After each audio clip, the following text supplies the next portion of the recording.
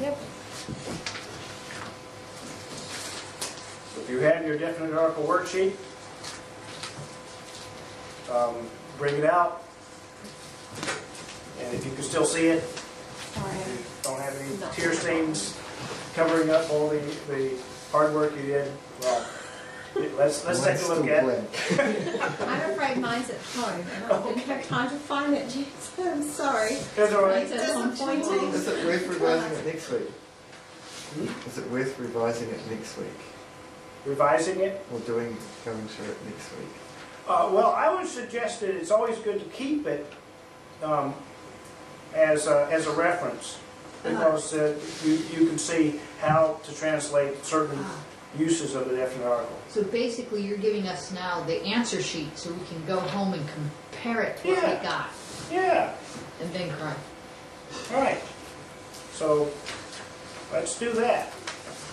And what I want to do is walk you through not only the answer in terms of the definite article, it should go with it, but then the translation and show you how that works. So let's take a look at verse 4. First phrase is what you saw as Petro, and that was the dative form of Petros. So you're going to be looking for the masculine dative singular of the definite article. In this case, it would be toe. The masculine singular goes toe, te, toe, like potato, right? So you want toe, Petro, and the translation to that would be to Peter.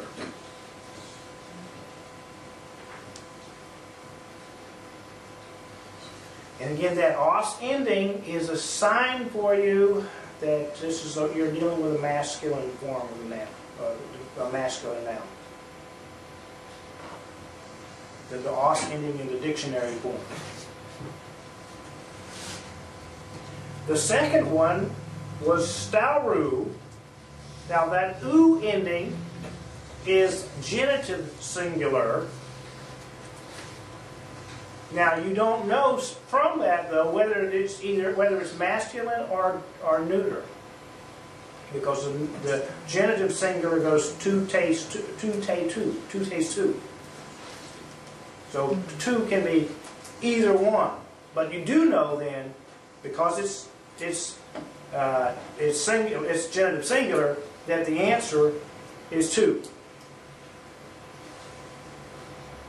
And then you have to look, if you didn't know stauros, you'd look up the word stauros in the dictionary, and it would tell you what its gender is.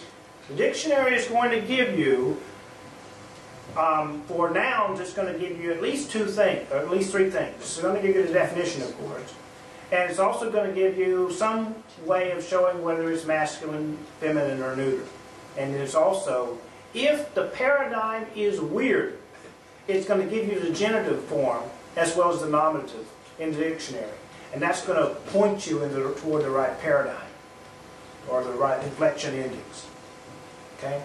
So what you would see possibly in stauros is M for masculine, and then you might have ha and then u for the masculine genitive forms, and then you'd have the word cross. That would be what you might find in the glossary list for this word. The translation of the phrase is of the cross.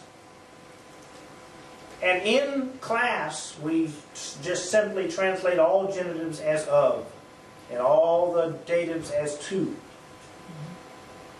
And then all the nominatives and accusatives are translated just as the word, just for our exercises.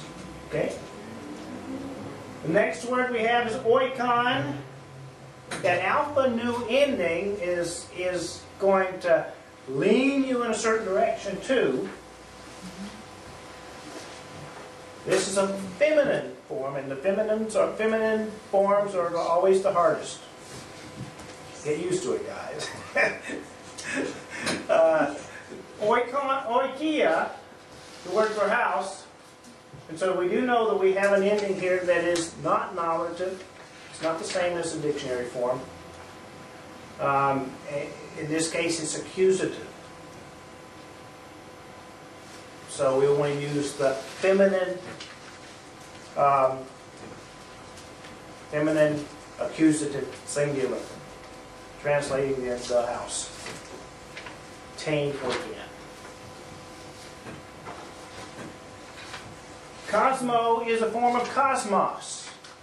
Now, look for those little iota subscripts. You see it under here, you see it there. The iota subscripts in nouns are dead giveaways that you're dealing with a dative case. So, you look for the dative form of the, in this case, masculine singular, masculine dative singular, toe, and the phrase is toe cosmo. Translation, to the world.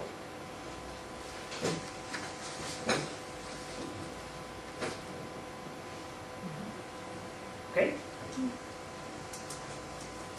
Ploia. Now what you need to be looking for is vocabulary you've already memorized, and so you know the dictionary form. You know, in this case, that ploia is a form of ploion. The ending of ploion tells you that it's neuter. So you're looking for a neuter plural, in this case, the ending. And it can be nominative or accusative. And it won't affect the definite article you use, nor will it affect the translation. How do we know by looking at it whether it's like it's got a plural, it's got an iota in there? Why wouldn't we think that maybe ploia might be data plural, for instance?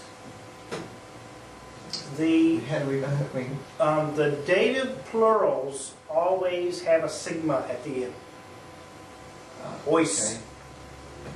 Ois. Like anthropos. So when we see that, then we're probably thinking, because it's got an A alpha on the end, that we're talking nominative or accusative. Yeah. And because that was saying, don't really cue which one it is. Yeah. Okay. Yeah, in a number of these cases, what you have to do is a process of elimination, and you look for the patterns that do fit. But you're asking the right questions, because hey, if you do have an iota in datives, why isn't this a dative form? And if it's plural and the dative, it's going to be the dative plurals go twice, tice, twice. Okay.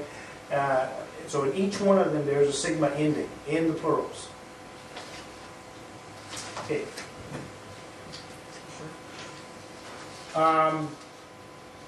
Where are we? Oikias. Taste oikias of the house. Again, using the genitive. Singular. Okay. Thalasses.